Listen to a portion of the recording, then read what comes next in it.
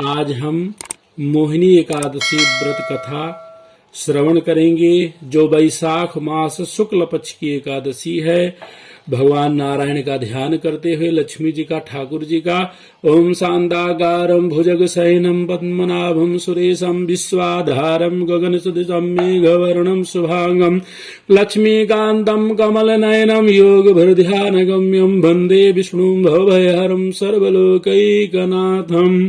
युधिष्ठिर बोले, हे जनार्दन, शुक्ल पक्ष की एकादशी का क्या नाम है, उसका क्या फल है, उसकी विधि क्या है, सो मुझसे कहिए। श्री कृष्ण बोले, हे धर्मनंदन, पहले रामचंद्र जी के पूछने पर जिस कथा को वशिष्ठ जी ने कहा, उस कथा को मैं कहता हूँ, आप सुनिए। श्री रामचंद्र जी बोले, भगवान, सब पाप और दुखों को दूर करने वाले सब व्रतों में श्रेष्ठ व्रत मैं सुनना चाहता हूँ। हे महामुने, सीता के वियोग से दुखों को मैं भोग चुका हूँ, इससे भयभीत होकर मैं आपसे पूछता हूँ। वशिष्ठ जी बोले, हे राम, तुमने अच्छा प्रश्न किया है। तुम्हारी बुद्धि श्रद्धा युक्त है। तुम्हारा नाम लेने से ही मनुष्य पवित्र हो जाता है, तो भी संसार के हित के लिए पवित्र करने वाले व्रतों में उत्तम और पवित्र व्रत को मैं कहूँगा। हे राम, वैशाख शुक्ल पक्ष में जो एकादशी है, उसका नाम मोहिनी है। वह सब पापों को दूर करती है। मैं सत्य कहता हूँ कि इसके व्रत के प्रभाव से प्राणी मोह जाल और पातकों के समूह से छूट जाता है। हे राम, इस कारण यह आप सरीखे मनुष्यों के करने योग्य है। यह पापों को दूर करने वाली और दुखों को नष्ट करने वाली। हे राम, इस शुभ कथा को एकाग्र चित्त होकर के सुनो। सरस्वती के तट पर भद्रावती नाम की सुंदरपुरी है। वहाँ द्युतिमान नाम का राजा राज करता था। वह धैर्यवान सत्यवादी राजा चंद्रवंश में पैदा हुआ था। वह कर्म में प्रवृत्त रहने वाला धनपाल के नाम से प्रसिद्ध था। प्याऊ, यज्ञशाला, तालाब, बगीचा आदि को बनवाता था। शांत स्वरूप और भगवान के भक्त उस वैश्य के सुमान, द्युतिमान, मेधावी, सुकृत, धृष्ट बुद्धि नाम के 5 पुत्र थे। 5वां धृष्ट बुद्धि बड़ा पापी था। वेश्याओं से रमण तथा दुष्टों से वार्तालाप में कुशल था। जुआ आदि का उसको व्यसन था। पराई स्त्रियों से गमन करता था। देवता, अतिथि, वृद्ध, पितर और ब्राह्मणों आदि का पूजन नहीं करता था। वह अन्यायी और दुष्ट था। पिता के धन को नष्ट करता था। अभक्ष्य वस्तुओं को खाता था। वह पापी सदा मदिरा पीता था। उसके पिता ने उसको वेश्या के गले में बाहें डालकर घूमते हुए देखा तो उसे घर से निकाल दिया और बांधों ने भी उसको अलग कर दिया।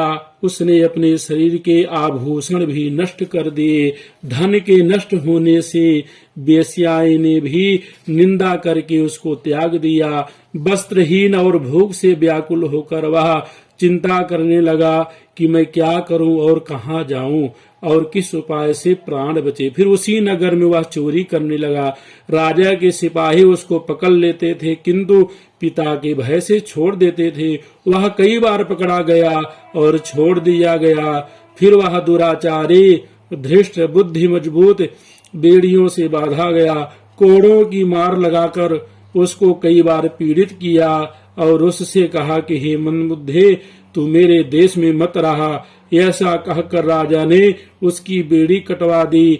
वह राजा के डर से निर्जन वन में चला गया। वहां भूख प्यास से पीड़ित होकर इधर उधर घूमने लगा। फिर सिंह की तरह मृग, सूकर और चीतों को मारने लगा। हाथ में धनुष, बाण और पीठ में तरकस बांधकर मांसाहार करता हुआ वन में रहने लगा। वन में विचरने वाले पक्षी, पशु, चकोर, मोर, कंक, तीतर और मूसकों को मारने लगा। इसके अतिरिक्त और जीवों को भी मारने लगा। निर्दयी, धृष्ट बुद्धि पूर्व जन्म के पापों से पाप रूपी कीचड़ में फंस गया। दुख शोक से युक्त होकर वह दिन रात चिंता करता हुआ कुछ पुण्य के उदय होने से वह कौंडिन्य ऋषि के आश्रम में गया। बैसाख के महीने में गंगा जी स्नान किए हुए तपस्वी कौंडिन्य मुनि के पास शोक से पीड़ित धृष्ट बुद्धि गया। उनके वस्त्र से गिरी हुई जल की बूंद के स्पर्श से उसके पाप दूर हो गए।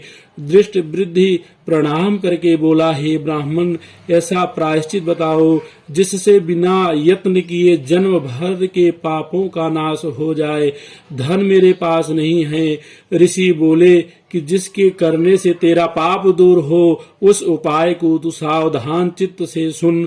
बैसाख शुक्ल पक्ष में जो मोहिनी नाम की एकादशी का व्रत करे वह मनुष्य के सुमेरु के समान पापों को नष्ट कर देती है। इसका उपवास करने से अनेक जन्मों के पाप दूर हो जाते हैं। मुनि के वचन को सुनकर धृष्ट बुद्धि मन में प्रसन्न हुआ और उसने विधि पूर्वक व्रत को किया। हे नृपश्रेष्ठ, इस व्रत के करने से उसके सब पाप दूर हो गए। फिर दिव्य शरीर धारण करके गरुण के ऊपर बैठकर विष्णु लोक को चला गया। बोलो लक्ष्मी नारायण भगवान की जय।